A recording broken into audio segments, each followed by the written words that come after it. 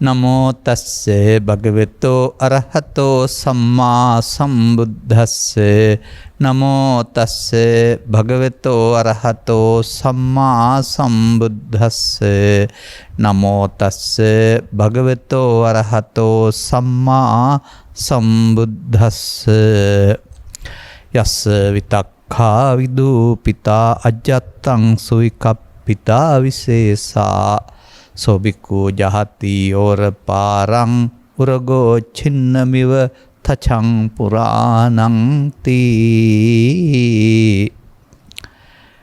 ධර්මානුශාසනාවේ සදහැවර අනුග්‍රහක දායකත්වයේ දරන්නා වූ පින්නතුන් ප්‍රමුඛ මෙම මොහොත අපට සවන් දීම සඳහා අවධානය යොමු කොට සිටිනා වූ සදහැවර පින්නතුනි,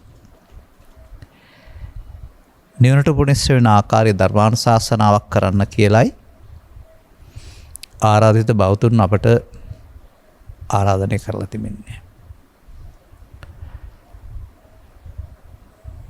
මිනිස් චිත්තසංතානයන් තුළ වෙමින් පවතින දෙය බුදුවරයෙක් ලෝට පහළ වෙනතුරු සහ මිනිස් සමාජය තුළ ඔවුන්ට හොයාගන්න බෑ. ඔවුන්ට කියන්න තිවෙන්නේ ගහෙන් ගෙඩියනවා වගේ දුක් කරදර එනවා, මොනවා වුණත් දන්නේ නැහැ කියන්න. මේ බුදුවරයාගේ කාර්යභාරය මේ කරදර සම්බන්ධයෙන් එක ඵලයක් වශයෙන් දැකලා මේකට හේතුව හොයන එක.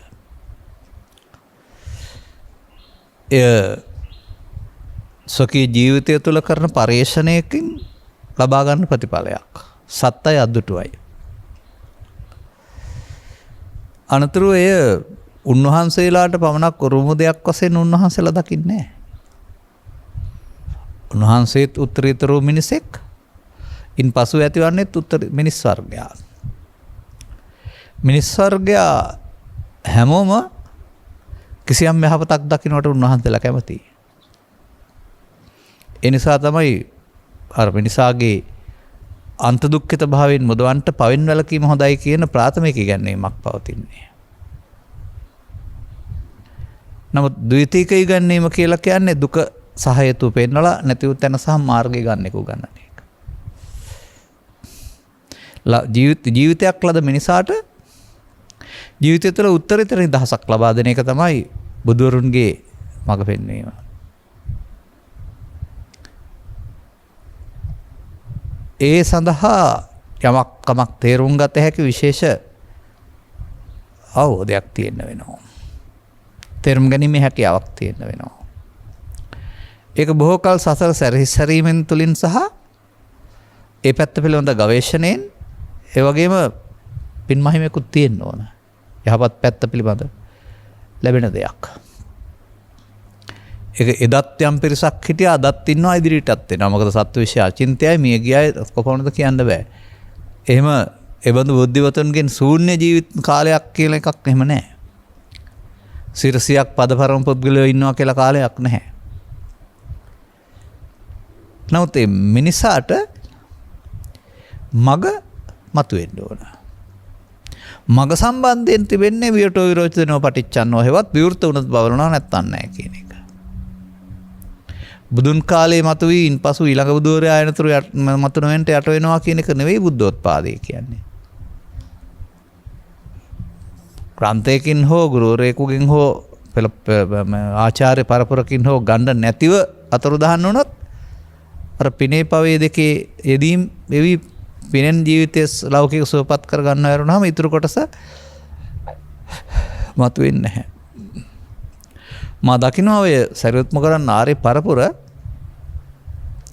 මේ මතුවන දේ නොනැසී පවතින්නට දරුව දූරදර්ශී උත්සාහයක් තමයි. බානක පරම්පරා මගින් කටපාඩමින් පවත්වාගෙනීම, ශිෂ්‍යානුශිෂ්‍ය පරම්පරාවෙන් අදාළ අවබෝධය දරුවන් ශිෂ්‍ය පිරිසට ලබා දීම,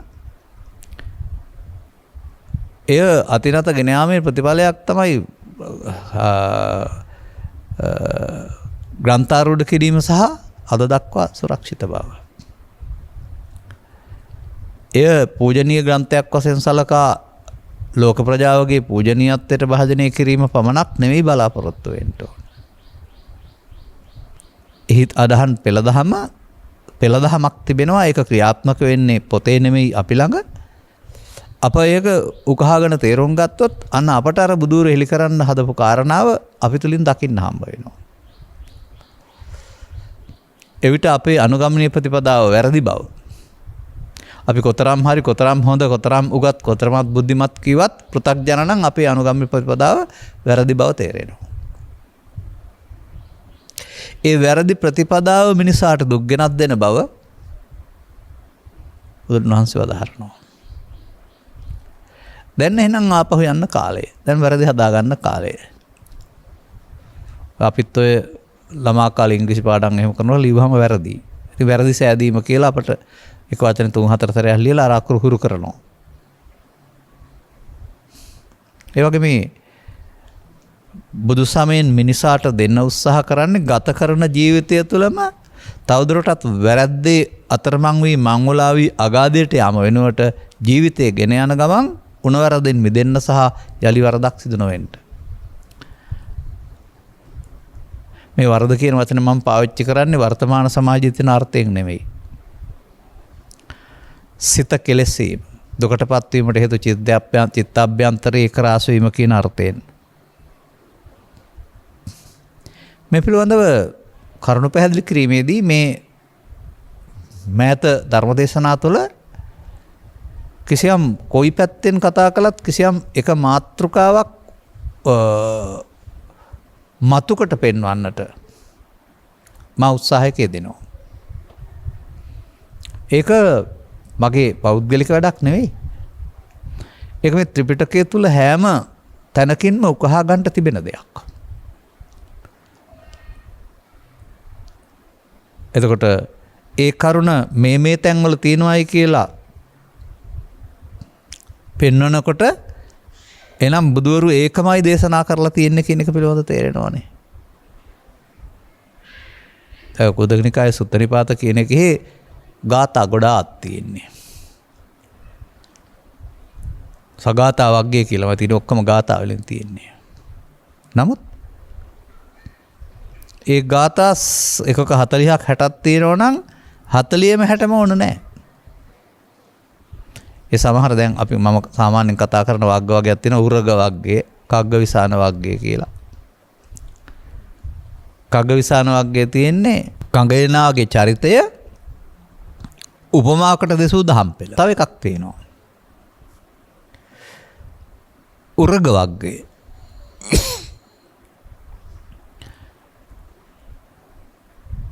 හරි ලස්සන උදාහරණයක්.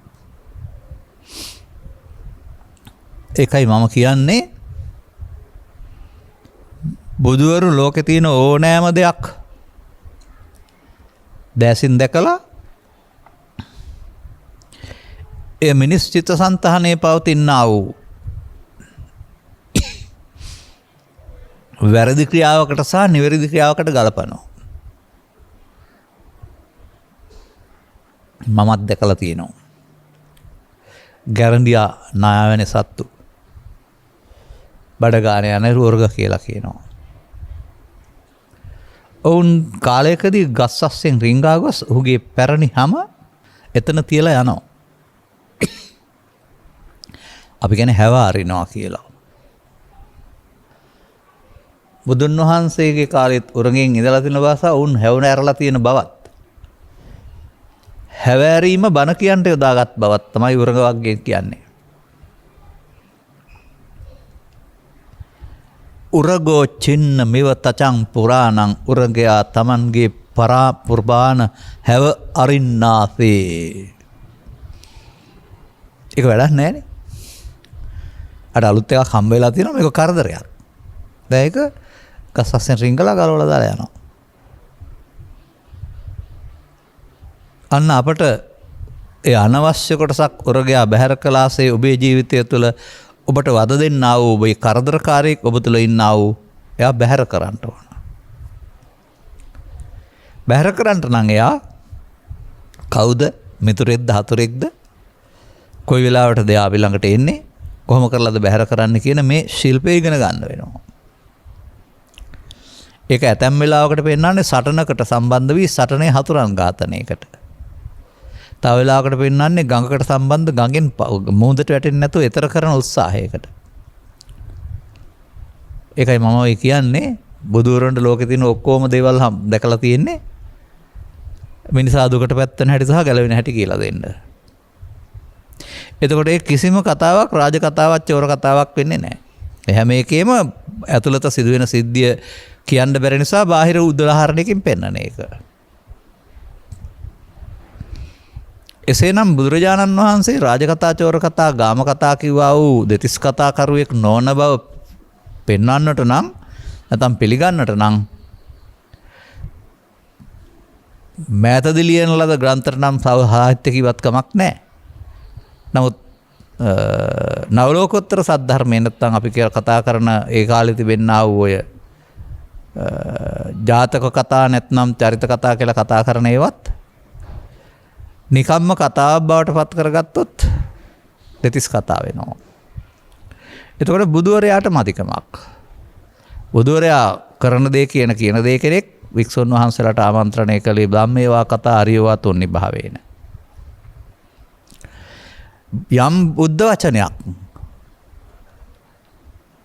මේ බඳු බාහිරයට ගලපා දේශනා කරන ලද උපමා සහිත එකක් බව පළමුව විශ්වාස කරන්න.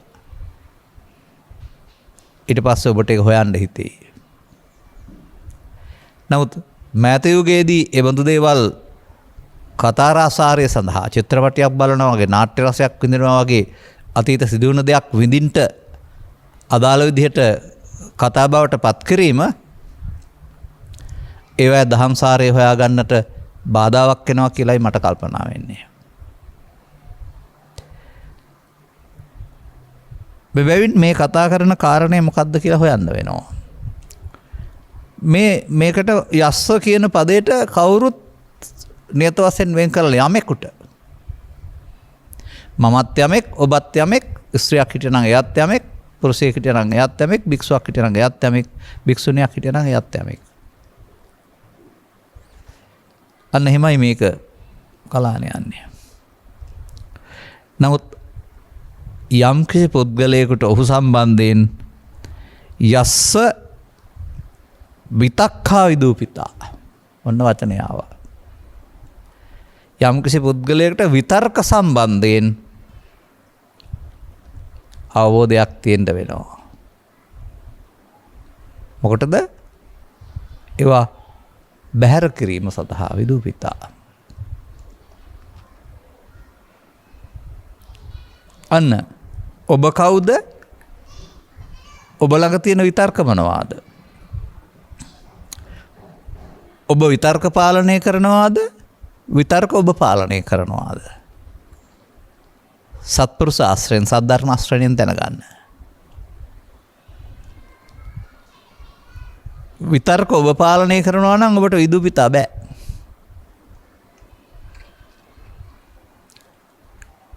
එතකොට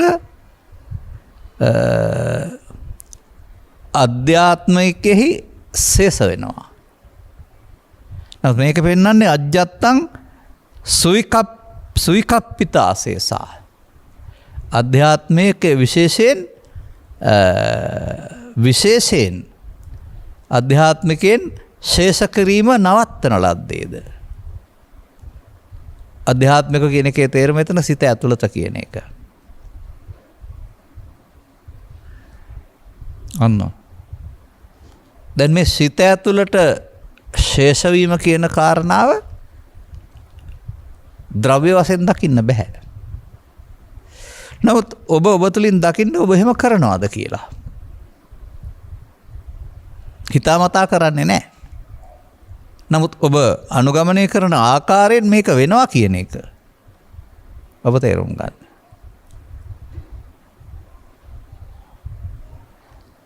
ඔබට 6-4 නොතේරෙන ලදරු ළමාවියේදී මා දැක තියෙන සියලු ළමා චරිත ආශ්‍රයෙන් එක කියන්නේ. ජාතිය ආගම කුලය පිළිබඳව. ලාභාලාභ සැප දුක් නින්දා සම්බන්ධයෙන්. විශේෂ ඇලීමක් ගැටීමක් නැහැ. ඒවා සිදු වෙනවා කෝවත් එකයි. ජාතියක් නැහැ. මනුස්ස ජාතිය.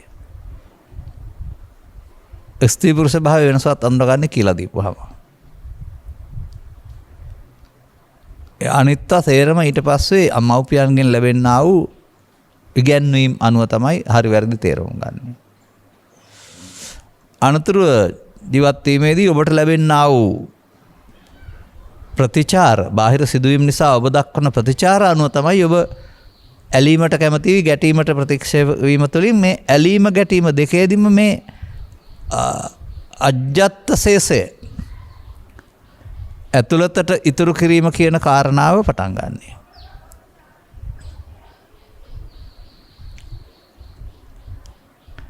ඇතුළතට ඉතුරු කිරීමේ කාරණා අනතුරු අපිට මතක් වෙනවා කියන අර්ථයෙන් නෙවෙයි ගන්න ඕන. මතක් වෙන්න ඕන බුදුන් වහන්සේටත් මතක් වෙනවානේ. මතක් වීමත් සමග එන්නා වූ හැඟීම් බරවීම, රාගදේශ මොහ සහිත වීම, අන්න ඒක තමන් අධ්‍යාත්මයේ තබා තිබූ ඇතුළත තබා තිබූ ශේෂයක ප්‍රතිඵලයක්. ඒක එක පුද්ගලයාට එක එක ශේස්ත්‍රයේදී අඩු සහ වැඩි වෙනවා. අන්න එහෙම ඔබ තුළ හඳුනා ගන්නට යහපත් ක්‍රියාකාරකම් සම්බන්ධයෙන් වදයක් කරදරයක් සමාජයටත් නැහැ, ඔබටත් නැහැ. නමුත් ඒ ජීවිතයේදීම මෙන්න මේ විතක්කා කියන පදයට අයිති අදහස් 3ක් තිබෙනවා. මේවා ඔබේ ඉරියව්ව, ඔබේ කතාව, ඔබේ හැසිරීම සාහසික කරනවා, වෙනස් කරනවා, නපුරු කරනවා, ඔබව දුකට බඳවා තබන්නට පුළුවන් ආකාරයට ක්‍රියාත්මක වෙනවා. බලන්න ඔබ ළඟ තියනවාද කියලා. කුඩා දරුවන්ට කාමයක් තියෙන්න පුළුවනි. නමුත් කාම උපාදානයක්, කාම විතර්කයක් විකෘති කාමයක් දක්වා ඒක යන්නේ නැහැ.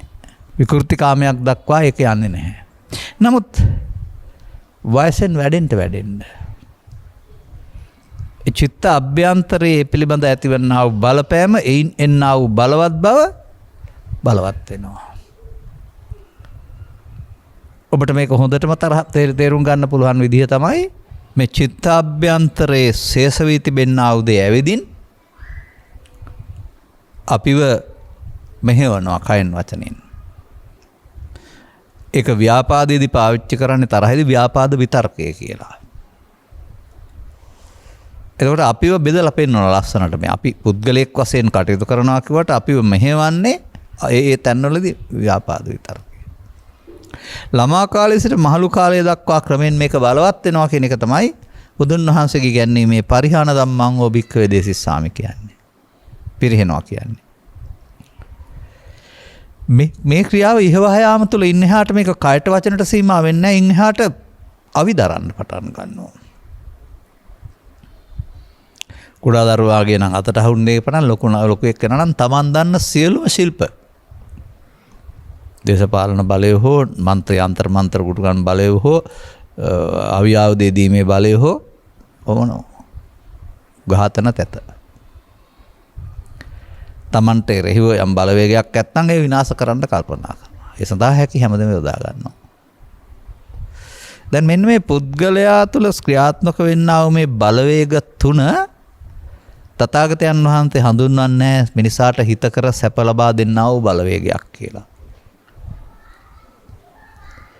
මෙන්න මේ කාම විතර්ක, ව්‍යාපාද විතර්ක, විහිංසා විතර්ක කියලා මේ පෙන්වන්නේ අස්ස විතක්කා කියන්නේ ඒකයි. බලවත් වීම මිනිසා දුකටපත් වීමයි. ලබාගත් ජීවිතයක තුළ දුප්පතාගේ සිට පොහොසතා දක්වා, උගතාගේ සිට නූගතා දක්වා එහෙම භේදයකින් තොරව මේ මග යනවා. මේ මග ජීවිතයට අනතුරක් කරදරයක් විනාශයක් බව උන් දන්නේ නැහැ. එතකොට ඒක අවශ්‍ය දෙයක්ුත් නෙවෙයි. කැම්බීම් අවශ්‍යයි, ඇඳුම් පැළඳුම් අවශ්‍යයි, ආස්වාස ප්‍රාස්වාසය අවශ්‍යයි, රැකියාවක් අවශ්‍යයි. අර ඒවා පිළිබඳව තර්ජනයක් නැත්තේ ඒකනේ. ඒවා පිළිබඳව නියාමනයක් පවතින්නේ අර තුන බලවත් වෙන කාරණයක් සඳහා ඒවා යොදා ගන්න එපායි කියන එක. දැන් ජීවත් ජීවනෝපාය සඳහා මේ තුන බලවත් වෙන මාර්ගයකට යන්න එපා. දැන් මෙන්න මේ විතර්කයේ භාවිතා කිරීමෙන් ආධ්‍යාත්මිකයේ ශේෂ වෙන හැටි පොතේ නෙමෙයි ඔබ ළඟ සිදු වෙන්නේ, පොතේ පෙන්වන්නේ පෙළදහම.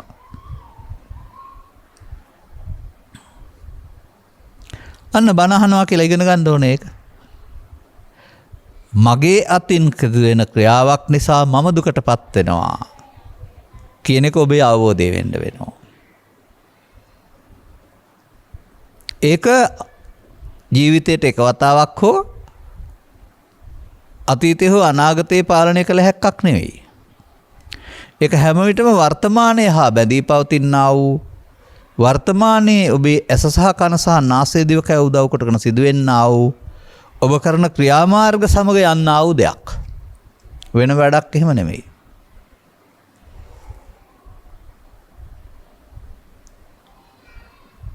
එතකොට ඒක වැඩි දියුණු කරගන්න බුදුන් වහන්සේගේ අවවාද ඕන නැහැ, ඕන කෙනෙක් කරමින් ඉන්නේ ඒක. ඒ නිසා ඒකට ධර්මය කියන්නේ නැහැ. ඒක තමයි අර බුදුරු ලෝකෙට පැහැදිලි කරන ඔබ කන බොන අදින පළඳන හිංසා නෙමෙයි දුකටපත් වෙන්නේ. ඔබ තුල භාවිතා කරන්නා වූ ත්‍රිවිධ විතර්කය චිත්තාභ්‍යන්තරයේ අනුසේ වශයෙන් බලවත් වෙන නිසා. නිරන්තරයෙන් ලෝභයෙන් දේශයෙන් මොහෙන් අවදි වූ තැන් පටන් නින්දට යනතෝ කටයුතු කරන්න ගත්තොත් එහෙම මිනිස්සයාට සැනසීමක් ඇත්තෙම නැහැ. අභ්‍යන්තරයේ වේගය බලවත් වෙනවා. ඔහු පාලනය කරගත නොහැකි පරිදි. දැන් සාමාන්‍ය සමාජයේ කෙනෙක් සංසුන්ව ඉන්නවා. නමුත් ඔහුට බීමත්කම නිසා හෝ යම් කාරණයක් නිසා ආවහම තමයි ඔහු වෙනස් වෙලා පාලනය කරගන්න බැරි වෙන්නේ. බීමත්ව හෝ උදේ ඉඳන් රැ වෙනකන් තරහින් ඉන්න කෙනෙක් ගත්තාම ගිනි කබලක් වගේ ඕනෑම මොහොතක ඉන්නේ කොහමද? ඔහුට පාලනය කරගන්න බැරුව දුකින්. ඔබ ඒවා නිරීක්ෂණය කරන්න. සමහරුල සැඟවී තිබී මාස ගණනකට පසු මතුවෙනවා. සමහරුන් තුළ සතියකට වතාවක් මතුවෙනවා. සමහරු දිනපතා මතුවෙනවා. සමහරු නිරන්තරයෙන්ම දුම්වල වර්මාතකත් කපුවා වගේ කියලා මයන් වෙනවා කියලා වතර එකෙන් කියන්නේ. ඒ වැඩේ කරන්නේ ඔබට පේන්නේ. අන්න අය දෙස බලා ඉඳීමෙන් ඒ පුද්ගලයා හරි නපුරු වෙනස් කරනවා කියලා කියයි. නමුත් ඒ වැඩේ කරන්නේ ඔහුගේ කය නෙවෙයි. ඔහුගේ වචනේ නෙවෙයි. ඒ කය වචන දෙක මුල් වෙන්නා වූ ඒ මොහොතට හට ගන්නා වූ විතර්කය. ඇස් දෙකට පේන්නේ නැහැ, නුවණින් දකින්න ඕන කියන්නේ අන්න ඒකයි. මෘතග්ජනයයි කියලා කියන්නේ අස්ස විතක්කා න විදූපිතා. මේ යම් කිසි පුද්ගලයෙක් නැත්නම් තමන්ගේ විතර්කයේ පිළිබඳව බහැර කිරීමක් අවශ්‍යයි කියලා පිළිගන්නේ වැඩිම තමයි කරන්නේ. වැඩිම තුල බාහිරින් භාවිතා කිරීම තුල අධ්‍යාත්මිකයේ ශේෂ වෙනවා. ඒක සාමාන්‍ය සිංහල භාෂාවෙන් කියන්නේ පස්සේ ගන්න තියෙනවා. මට වෙලාවක් ආවයිනේ. කොකාටත් වාරයක් නම් තිත්තයටත් වාරයක්. එහෙම කියලා මේ මොහොතෙන් නිමා නොකර ආය අවස්ථාවක් යෙදීමේදී උපදින්නට හිතුවෙන ආකාරයෙන් චිත්තාභ්‍යන්තරයේ පේන දෙයක් නොවුනාට හැඟීම් වශයෙන් ශේෂවීම ශේෂ අවශේෂ.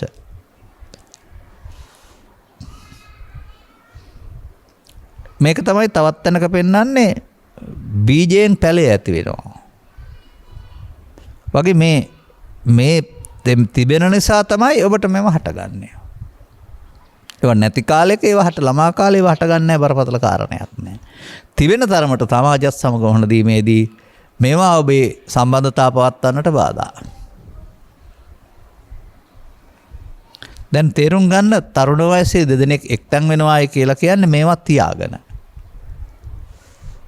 ඔවුන් දෙදෙනා මුලින් එකතු වෙනකොට ඔවුන් ගැටුමක් නැති වුණාට පස්සේ මේ නොගැලපීම් විසින් මොකද කරන්නේ? මේවා මතු කරන්න හේතු යොදා ගන්නවා. දැන් මානව සම්බන්ධතාවයේ දුරස්ත කරනු ලබන්නේ ඒ අර විතක්කා මතුවීම තුළ. දැන් වපරැසින් බැලීම, සරවර දැමීම, දොස්පත් තැබීම, පහර දෙන්න හැදීම, පහර දීම, නිවසින් පන්නා ගැනීම, තව එහාට දික්කසා දෙල්ලීම, ඝාතනය කිරීම. පුද්ගලයෝ කරනවා කියලා බලලා නවත්තන්න බෑ. වාරණ නීති දාලා යම් ආකාරයක නවත්තන්න පුළුවනි. විවාහයේ නීතිගත කර තිබෙන වෙයින් දරාගෙන ඉන්න කියන්න පුළුවන්. නැත්නම් එහෙම දාලා යනවා ඇත්තේ හුඟ දිනෙක නොගැලපීම තුළ ඉතා ඉක්මනින්. බැඳිලානේ ඉන්නේ. බැඳුන නිසා නැත්තම් දරුවන්ට අනාගතයක් ආස නිසා එහෙම ඉන්නවා. නමුත් ඔවුනොවුන්ට පෙන්වන්න බෑ. මේ මිනිසා මේ සාමයෙන් සමගින් ආදරෙන් ජීවත් වෙන්නට පොරොන්දු වුණ මිනිසාට මේ අවුල ගෙනත් දුන්නේ කවුද? පුරුෂයා ස්ත්‍රියගේ වැරදි කියයි, ස්ත්‍රිය පුරුෂයාගේ වැරදි කියයි. බුදුන් වහන්සේ පෙන්නනවා ඔබ තුළ රෝපණය වුණා වූ, පෝෂණය බලවත් වුණා වූ මෙන්න මේ තුන් දෙනා. යස්ස විතක්කා. එනම් සතුටින් ඉන්න නම් ඇඳුම මාරු කරලා බෑ.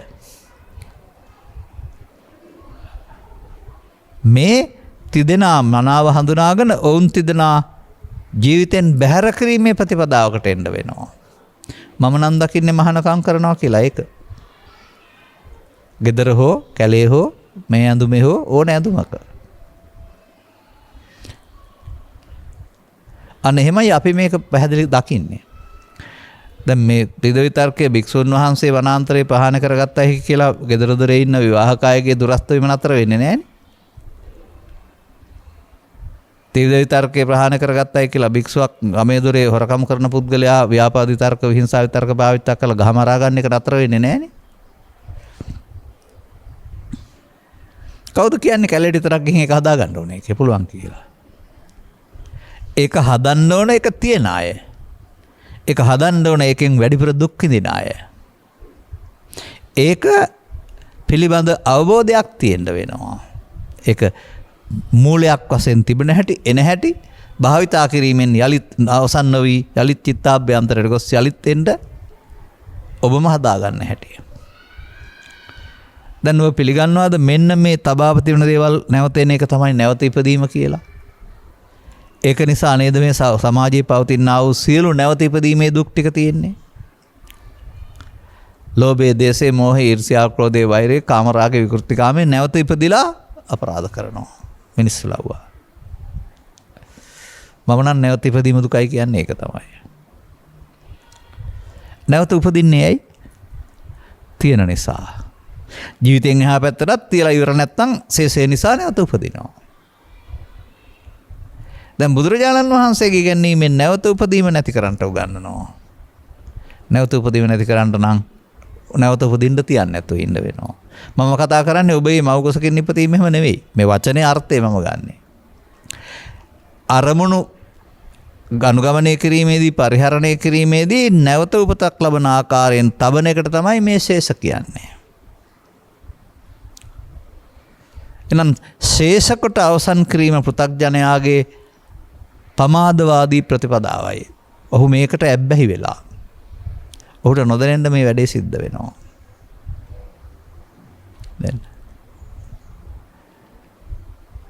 දැන් ඒක සම්බන්ධයෙන් තියෙනවා අජ්ජත්තිකා කියලා. අජ්ජත්තං.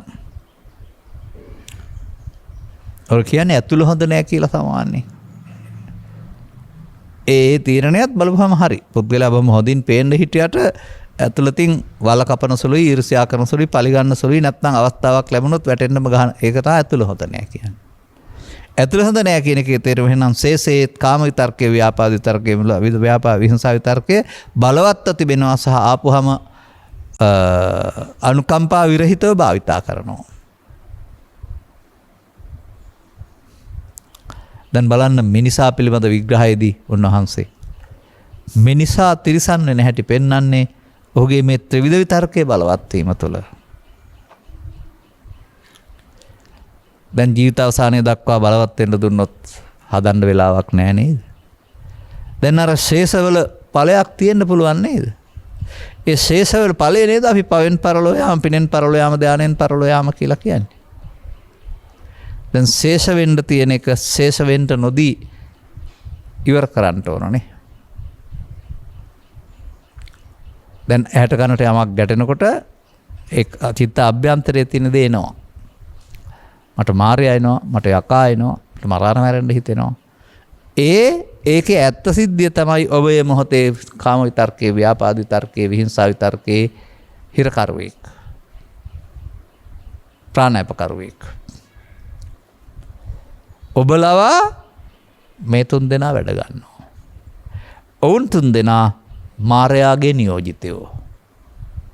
ඔවුන් මෙහෙවන්නේ මාරයා විසින්. දැන් මේ ලෝකේ සන්තෝෂෙන් ජීවත් වෙන්න නම් මේ තුන් දෙනා ඉඳලා බෑ නේද? බලවත් වෙන්න අවුල් හදනවා. බලවත් වෙන්න සහෝදරයෝ ભેද බින්න වෙනවා. බිරිඳ සහ සැමියා ඈත් වෙනවා. අසල්වාසීන් ඈත් වෙනවා. ඔක්කොම බිඳ වැටෙනවා. සම්බන්ධතාව පෙන්වන්න බැරි වෙනවා. සුහද මිත්‍රතාවයේ සුහද බව බුදුන් වහන්සේ වදාළ කිරිහා පැණිසේ ඉන්න පුළුවන්කම නැතුව යනවා. එනිසා විවාහය විවාහයේ සුන්දරත්වයේ ඈත්වීමකින් තොරව තියාගන්න. සහෝදරත්වයේ ලෙන්ගතුකම ජීවිතාවසානයේ දක්වා තියාගන්න. මේ හැම දේවල්ම නොබැඳී බිඳ වැටෙන්නේ නැතුව තියාගන්නට පුද්ගලයෝ මරලා හරියන්නේ නැහැ. තම තමන් පෞද්ගලිකව තමන් තුළ තිබෙනා වූ මේ දුෂ්ට හැඟීම් තුට බැහැර කරන්න වෙනවා. බුදුසමේ පැවරුම මේක කියලා ඔබ පිළිගන්නවද? පවරනවානේ, ගුරුවරු දරුවන්ට පවරනවා ගෙදර වැඩක් කරන් එන්න. අන්න මෙහෙම පැවරුමක් තිබෙන බව කතාසාරය අහලා ගෙදර යන අය සාදු කියලා ගෙදර යන අය බණ අහලා දන්නේ නැහැ. තමන්ට තේරුම් ගත්තයන් පස්සේ පැවරුමක් තිබෙනවා. මේ දුෂ්චරිත ලක්ෂණ ටික සිතට උපදින වෙලාවක් බලා ඒ දැකගෙන සිහියෙන් නැවත වතාවක් එන්න පුළුවන් ආකාරයට චිත්තාභ්‍යන්තරයේ ශේෂ වෙන එක වෙනුවට ශේෂ වෙන්න නොදී අවසන් කරන එක. දැන් මේ ගාතාවට එන්න පුළුවන්. මම මේ මෙච්චර වෙලා කිව්වේ මේ ගාතාවට අදාළ මූලික කාරණා ටික. අන්න දැන් මෙතනින් ගත්තේ නැති වුණාට යද්දී එද්දී නිදද්දී සිටිද්දී භික්ෂුත්වයේදී භික්ෂුණීත්වයේදී උපාසක භාවයේදී උපාසිකා භාවයේදී අදාළ ශේෂ සම කටයුතු කිරීමේදී මේ චිත්තාභ්‍යන්තරයේ තබා තිබෙනා වූ ශේෂයෙන් uppannam කාම විතක්කං, uppannam ව්‍යාපාද විතක්කං, uppannam විහිංසා විතක්කං. දැන් ආවා. දැන් ඒ තමයි මම, කය නෙමෙයි. දැන් එයා ඔබ මෙහෙවනවා. කාමයන් ඉටු කරගන්න බැරි වෙනකොටත් ව්‍යාපාදේ එනවා. ව්‍යාපාදේ මදි වෙනකොට විහිංසාව එනවා. ආදර කතාවලට සම්බන්ධ ඝාතනයේ තියෙන ඊතර තමයි. ඒ විදිහට ඔබ තුල රෝපණය කරගත්තා වූ, පෝෂණය කරගත්තා වූ ලෝභ දේශ මොහ මූල තුන විසින් මෙහෙවන්නා වූ රූකඩයක් ඔබට නිදහසේ කටයුතු කරන්න දෙන්නේ නැහැ. මොවුන් තුන් දෙනා ඔබ ලබ වැඩ ගන්නවා. බුදුරජාණන් වහන්සේ කෙලෙස් නසනවා කියන වචනෙන් උගන්වන්නේ ඔබව මරණ එක නෙමෙයි, මිනිසුන් මරණ එකේ මේ තුන් දෙනා අල්ලා ඝාතනය කිරීම. මේ තුන් දෙනාගේ තන අහිමි කිරීම. උන්ට තනක් දීලා තියෙන ඔබ හිත ඇතුලේ. එතනින් එන්න අරින්න ආපහු යන්න රොඳී ඝාතනය කරන්න. දැන් මේ කියන ධර්මතාවයේදී ස්ත්‍රියට, පුරුෂයාට, ගිහියාට, පැවිද්දාට, ආරණ්‍යයේදී, පන්සලේදී, ආයතනයේදී, ගෙදරදී, කුස්සියේදී කියලා නැහැනේ. ඒ ඕන තැනකට හරි නේද පහන සංඥාවල uppannam කාම විතක්කං නාදිවාසේති පජහති විනෝදේති බ්‍යන්ති කරෝති. ඕන තැනකට හරි නේද uppannam ව්‍යාපාද විතක්කං නාදිවාසේති පජහති විනෝදේති බ්‍යන්ති කරෝති යන භවං ගමේති. ඕන තැනකට හරි නේද uppන්න කියන්නේ ඕන තැනක uppන්න හටගත් වෙලාවට.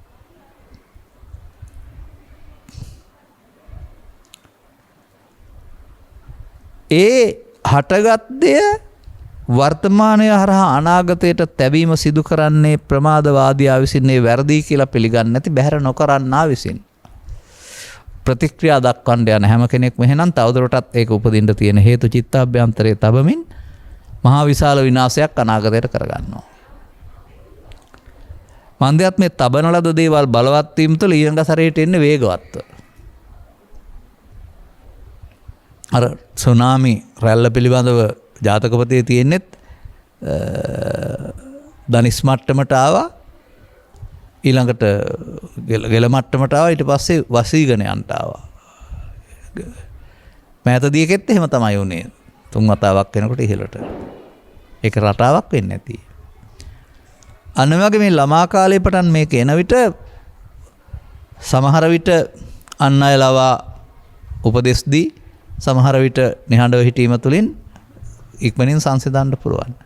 නමුත් බලවත් වුණොත් අන්තිම මොහොතට කාටවත් පාලනය කරන්න ඉස්සලා සිද්ධිය වෙලා ඉවරයි. ගඟට පැනලා ඉවරයි, සියුදී නසාගෙන ඉවරයි, ඝාතනය කරලා ඉවරයි, වස බීලා ඉවරයි. මොනවයි ප්‍රතිඵලයක්ද? ඔබ චිත්තාභ්‍යන්තරය තුළ දේවදත්තෙක් රෝපණය කොට පෝෂණය කර ගැනීමේ ප්‍රතිඵලය.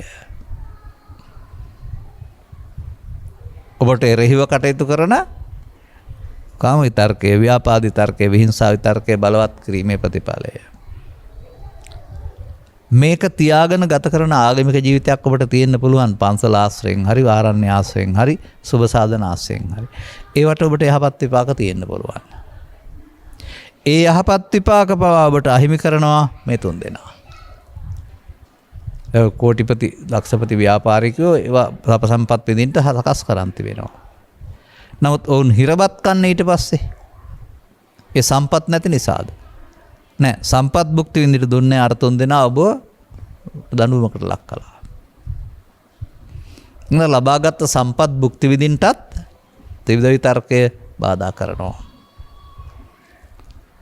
උපපීලක, උපඝාතක පීඩා කරනවා. එනිසා බුදුබණ අහන බෞද්ධයෝ තමන් තුළ හතුරන් දෙදෙනෙක් ඉන්නා බව සහ ඔවුන් ජීවිතෙන් බැහැර කිරීම සඳහා බුදුන් වහන්සේ වදාළ අනුශාසනාව පිළි අරගෙන පිළිපැදිය යුතු බව පිළිගන්න. අන්න එතකොට තමයි මේ පියන කාරණේ කරන්න පුළුවන් නම් යමෙක් මේ 3 තේරුම් අරගෙන බැහැර කරන්න පටන් ගන්නවා. එකතු වීමේදී චිත්තාභ්‍යන්තරයේ ශේෂ වීමෙන් චිත්තාභ්‍යන්තරය අපිරිසිදු වෙනවා. බැහැර කිරීමේදී චිත්තාභ්‍යන්තරයට නොතබා චිත්තාභ්‍යන්තරය පිරිසිදු වෙනවා. රාජ්‍යත්තික අශේෂා කියලා කියන්නේ ඒකනේ.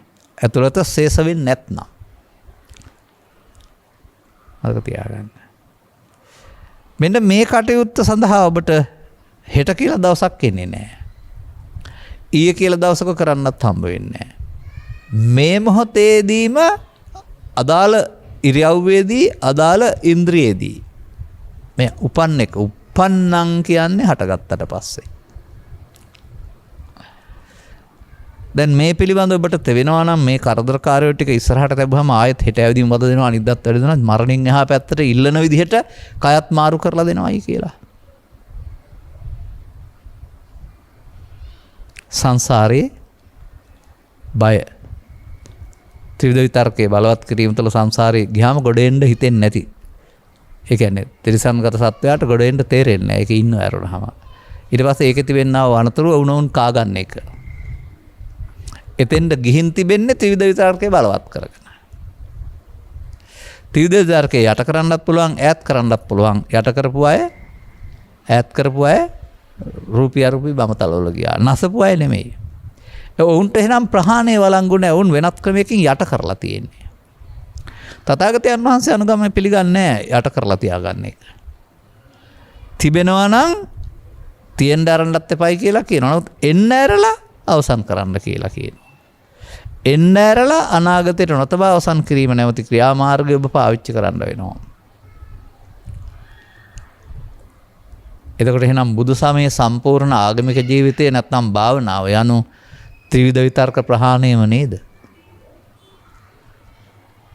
වෙන මොකෝවත් දැනගන්න ඕන නැහැ කියලා හිතෙන්නේ නැද්ද එතකොට? ඉන්දාත්ත කුමාරයා ඉපදුනාද? මෙලුම් මල් 7ක් උඩ වැඩියද? ත්‍රිසතවිලෝක ඉඳලා ආවද? ලංකාවේ ගහක් යට ඉපදුනේ? ඉන්දියාවේද? සංගායනා 3-4 කළාද නැද්ද?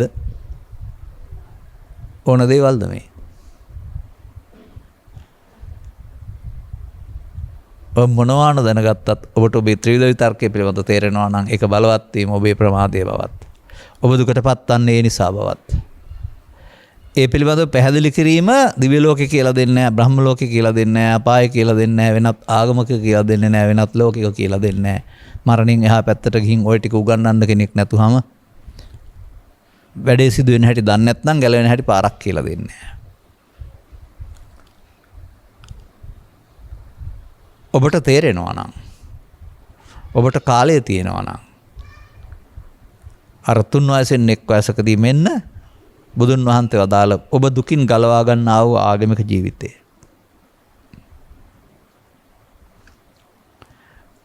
දැන් මේකෙදි මම දකින්න කරුණක් තියෙනවා. මේ වගකීම් යුතුකම් කියලා දේවල් තියෙන්නේ. ඒක සම්බන්ධයෙන් කිසිම බාධකයක් නැහැ නේ මේවයි. තම තමන්ට පැවරී තිබෙනා වගකීම් ඉටු කිරීම මානසික ක්‍රියාවලියක්, මානසික අවශ්‍යතාවයක්.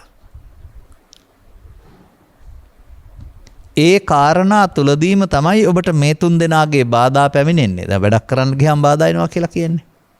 එතකොට බාධා ජය ගන්න අලතුන් සැලසෙන් දියත් කරන යුද්ධයකට ගියයි කියලා කියනවා. යුද්ධේ හතුරාට එරෙහිව දෙයක්. දැන් තමන් ඉදිරියට යනකොට නොසිතූ ආකාරයෙන් බාධක පනවනවා. ඒවට ඒ මොහොතේ ආපහු විසඳුම් හදන්න ඕනනේ.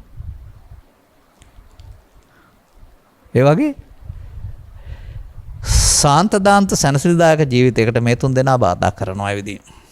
අවුල් කරනවා ජීවිතේ. ඒක ඔබට තේරෙනවා. ලෝකේ අනිත් අයත් දන්නවා උග. නමුත් බැහැර කරන හැටි නම් කොහෙවත් නැහැ. එසා පහන සංඥා වලට බුදු සමයේ තියෙන වැදගත්කමක්. පහන සංඥා පොතේ තියෙනවා ඔබ ළඟ භාවිතා වෙන්න ඕන. එතකොට තමයි අර අජ්ජත්තං අසේසං ඇතුළත කොටසට ඉතුරු නොවි අවසන් වීම තුල. අන්න මම තව වචනයක් ගන්නවා සෝබික්ඛු. යම් භික්ෂුවකට නෙමෙයි යම් කිසි පුද්ගලයෙකුට මේක තේරුම් අරන් බැහැර කරන් යනකොට ඔහුට තමයි භික්ඛු කියන්නේ. ඇඳුමට නෙමෙයි. අර කුසල රජතුමාගේ සන්තතේ ඇමතියා රජ ඇඳුම් පිටින් ඉන්නේ එයා සෝ බ්‍රාහ්මනෝ සෝ සමනෝස භික්ඛු. ඒ වගේ තව බොහෝ තැන් තිබෙනවා. ඒ නිසා ඒ ආධ්‍යාත්මික භික්ෂුත්වය කියන්නේ මේ ශේෂ බැහැර කිරීම.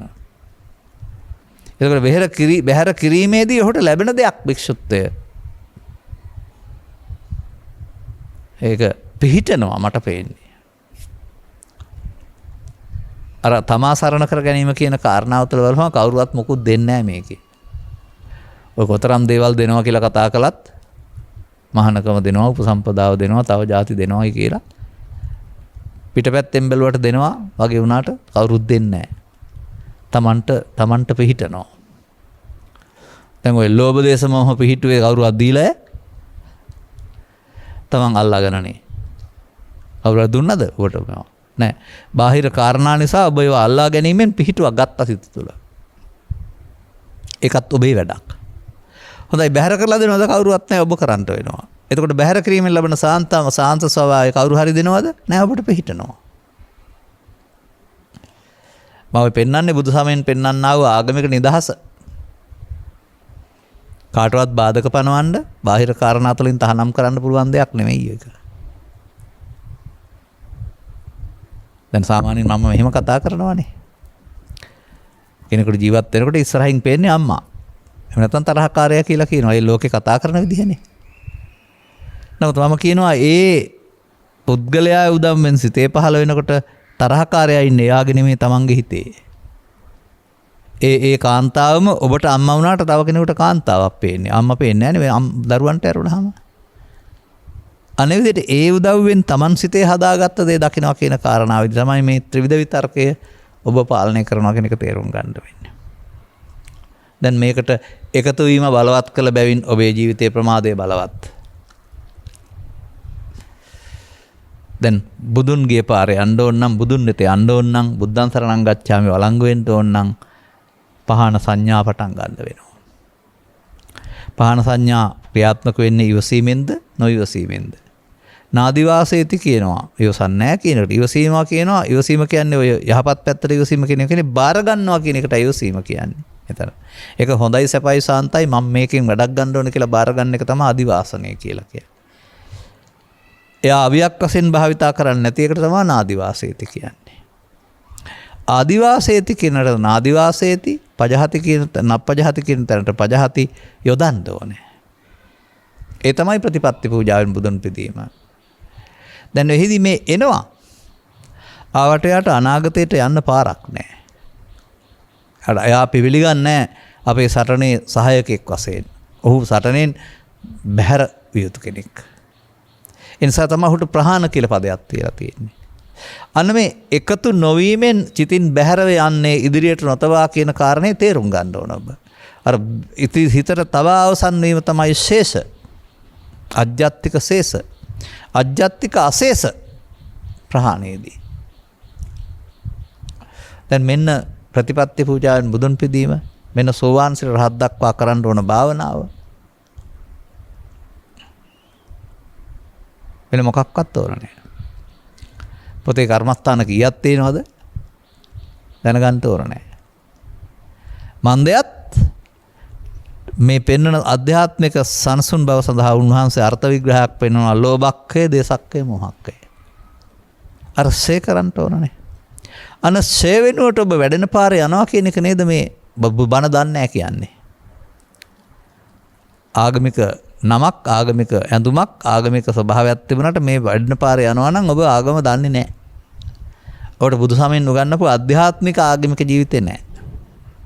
පිටපැත්තෙන් මොනවා හරි සාටෝ පාටෝ දෙයක් තියෙන්න පුළුවන්. ඒ නිසා සම්පූර්ණ ආගමික ජීවිතයේම මේ සතුරන් තුන්දෙනා ජීවිතෙන් බැහැර කිරීම සඳහා කාලය කැප කිරීම. වෙනම කාලය කැප කිරීම නෙමෙයි. තම තමන් වැඩ කරන ගමන් උපන් විට බැහැර කිරීම සඳහා අවධානය යොමු කිරීම. බලෙන් උපදවා ගැනීමත් නෙවෙයි, වැඩ කරගෙන යාමේදී තිබෙනවා නම් හංගන්න බෑ උපදිනවා. ඒ උප්පන්නම් කියන පදෙන් පෙන්වන්නේ තිබෙනවා නම් ඇති තත්වයක් ප්‍රදර්ශනය වෙනවා. එය බැහැර කිරීමට අවස්ථාවක් කරගන්න කියන එකයි බුදුන්ගේ ඉගැන්වීම. ඒ එකතු වී සසර හදන අවස්ථාවක් කරගන්නවා කියන කෘතග්ජන පුද්ගලයාගේ වැඩක්.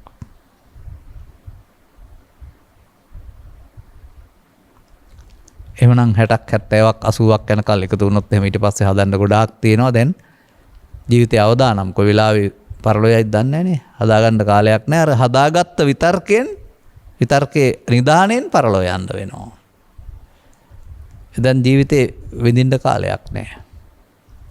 නමුත් මේක තරුණ කාලේ තේරුම් අරන් සංසිඳවා ගත්තොත් දැන් ඉතින් එහාට ජීවිතේ විඳිනව නේද?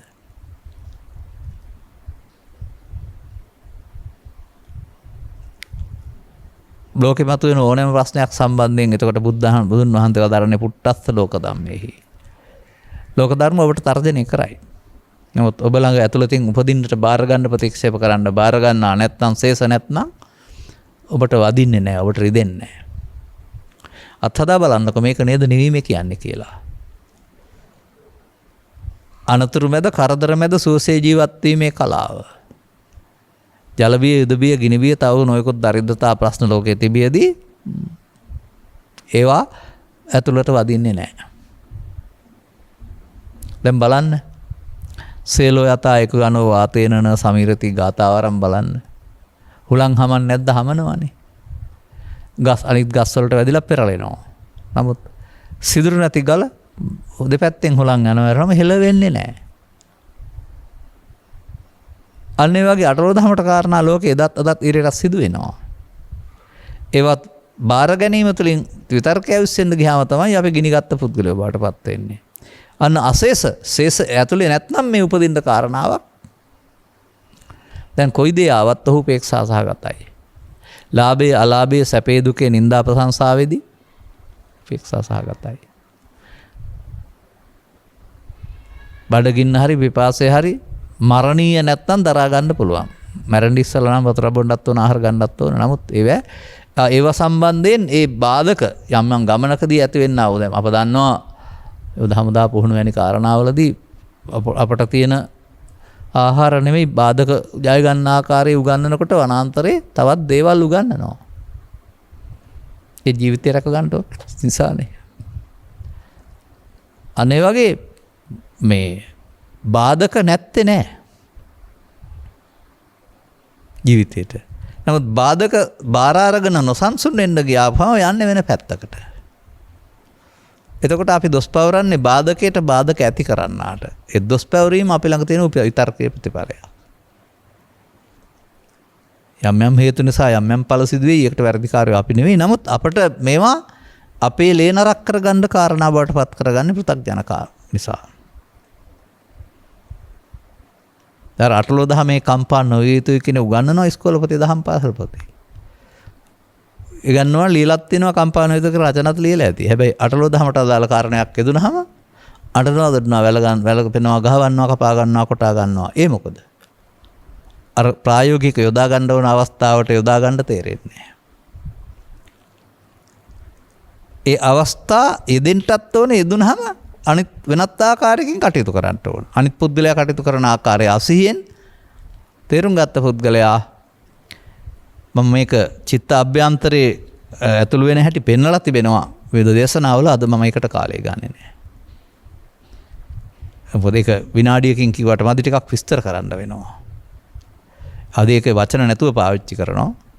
ඒ විදිහට අපි මේ රවුමක් හදා ගන්නවා. අතීතෙන් අරන් වර්තමානයේ විඳ අනාගතයට තබනවා. ආය අතීතයෙන් තිබුණ එක ආය ඇවිදින් ආය නිදා ගන්නවා. මේක කඩන්න බෑ වෘත්තයක්.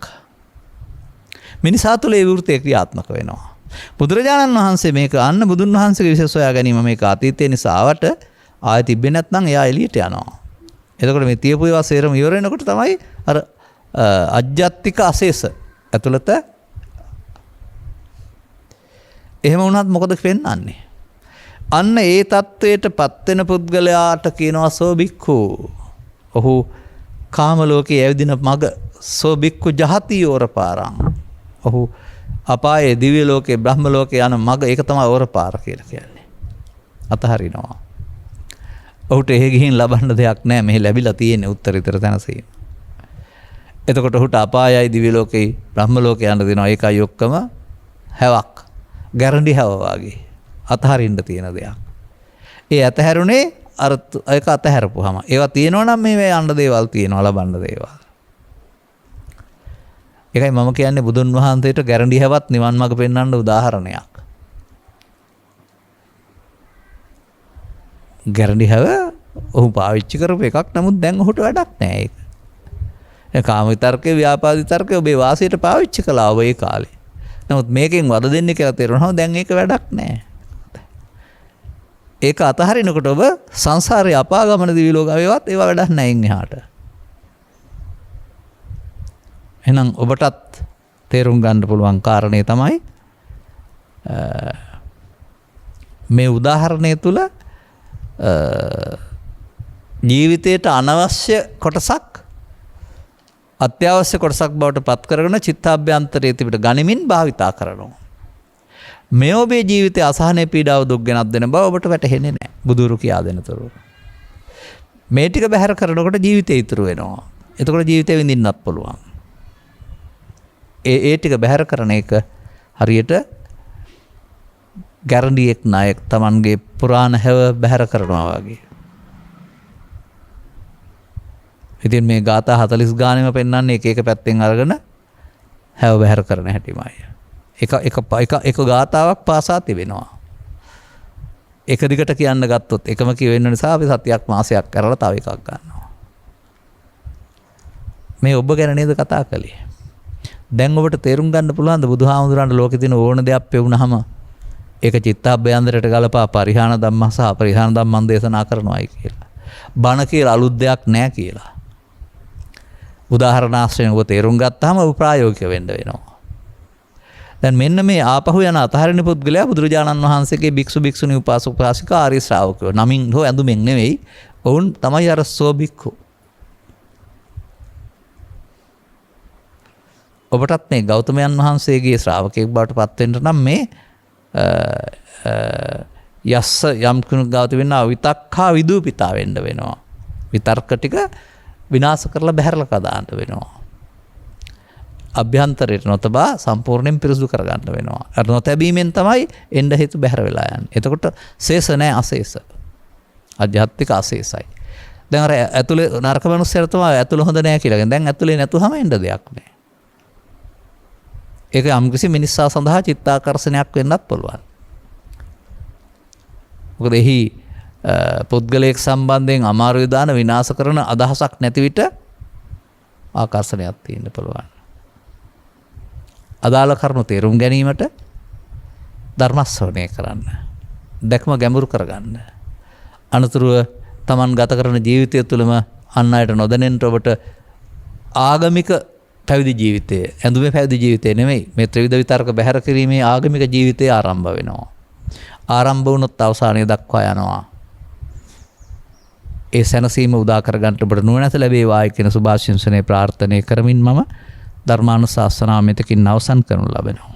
සුනේත්‍රා දසනායක දියණිය සහ සරත් දසනායක පුතුණුවන් විසින් දායකත්වයේ දරා තිබෙනවා. අරමුණු අතර හත්ගම්පොළ අරනායක පරගහමුල හේන විසූ ඩී.ආර්. ජයතිලක පියාණන් පරලොසපත් වී අද 8 වර්ෂයක් පූර්ණ යෙදෙන අතර එතුමාට මේ මහා පුණ්‍ය ශක්තිය අනුමෝදන් වී සසර දුක් කෙලවර කර ගැනීමට මංපෙත් පෑදේවා උතුම් නිර්වාණ අවබෝධය පිණිස හේතු වේවා කියලා දරුවන් වශයෙන් ප්‍රාර්ථනා කරනවා. ඩී.ආර්. ජයතිලක පියාණන්ගේ දෙමාපියන් වූ ඩී.ආර්. කිරිබණ්ඩා පියාණන්, එම්.ආර්. පොඩි මහත්තයා මෑණියන් සහ පරලොසපත් වූ ඊ.එම්.ටි. කිරිබණ්ඩා මහතාට සහ ඩී.ආර්. රන්මැණිකා මහත්මියට සහ පරලොසපත් වූ ඒ.එම්. පොඩිමැණිකේ ලොකු අම්මාට ත්‍රිවිධ හමුදාවේ සේවය කළ ඩී.ආර්. ජනක සහෝදරයාට ත්‍රිවිධ හමුදාවේ සේවය කළ අයට වෙන්න ඇති, නැත්නම් ත්‍රිවිධ හමුදාවේම සේවය කළ අද්දන්නේ ජනක සහෝදරයා. මියගිය සහලේ සියලු ඥාති හිත මිත්‍රාදීන්ට මේ මහා පුණ්‍ය ශක්තිය අවශ්‍ය නම් අනුමෝදන් වී දුක්ඛිත ස්ථානවල තිබේ නම් ඉතින් නම් ඒ ස්ථාන සැපවත් වේවා. එයින් චුත වෙන දවසකදී මිනිසත් බව ලබා මේ කියන්නා වූ කාරණේ වටහා ගන්නට ලැබ අනුගමනීය ප්‍රතිපදාවක් තුළ උන්ට නිවන් මඟ හෙළි කර ගන්නට ලැබේවා. සුජීවත්ව සිටින මෑණියන් වන එම් ඩිංගිරි මහත්තයාට රෝගී තත්ත්වෙන් පසුවන ඩී.ආර්. සුමිත් දසනායක සහෝදරයාට මේ මහා පුණ්‍ය ශක්තිය අනුමෝදන් වීමෙන් ඔවුන් ලබන්නා වූ චිත්ත සැහැල්ලුව මුල් කොටගෙන නිදුක් නිරෝගී සුවපත් භාවයේ ඉක්මන් වේවා. මේ භවයේදීම චතුස්සත්‍ය අවබෝධය පිණිස මේ උතුම් කුසලයේ හේතු වාසනා වේවා. මේ උතුම් කුසලයේ සඳහා දායකත්ව දරූ සියලු පින්වතුන්ට හා ගෞරවනීය දේශකයන් වහන්සේට සහ ධර්ම ශ්‍රවණය කළ පින්වතුන්ට උතුම් කුසලය නිවන් අවබෝධය පිණිසම හේතු වේවා. දරුවන් විසින් සොකී මව්පියන් වෙනුවෙන් කරන ලබන්නා උපහාරයක් ප්‍රධාන වශයෙන් ජීවත් වෙලා ඉන්න දුක් නිරෝගී සුවසච්චර ජීවනය අනුග්‍රහක බවතුන් සහ ධර්ම ශ්‍රවණය කරන අයට ධර්ම අවබෝධය පරලොස්සපත් ඥාතීන්ට කළගුණ සැලකීම උපහාරයේ උනානුස්මරණය සමග අවශ්‍ය නම් පින් අනුමෝදන් වීම. අදාළ යහපත් කටයුතු සියල්ල සපුරා ගැනීමට අවශ්‍ය සාධකයන් උදා වේවා. ඔබ සිතන පතන යහපත් අදහස් සඵල වේවා යන්න ප්‍රාර්ථනා කරනවා අපිත්. ධර්ම ශ්‍රවණය කළා වූ හැම අනුග්‍රහක බවතුන් නිහාත්ම වශයෙන්ම මේ කියන්නා වූ මේ උදාහරණයෙන් පෙන්වන ලද ගැරඬිහවක් අරින්නාසේ ඔබෙන් අතහැර යුතු කාරණාව තේරුම් අරගෙන මග ගන්නට ලැබේවා කියලා අපි ප්‍රාර්ථනා කරනවා. සබ්බීතිය වජ්ජන්තු සබ්බ රෝගෝ විනස්සතු මාතේ බවත් අන්තරායෝ සුඛී දීඝායුකෝ භව. හැම දිනාටම තෙරුවන් සරණයි. දේශක්ඛයෝ නිබ්බානං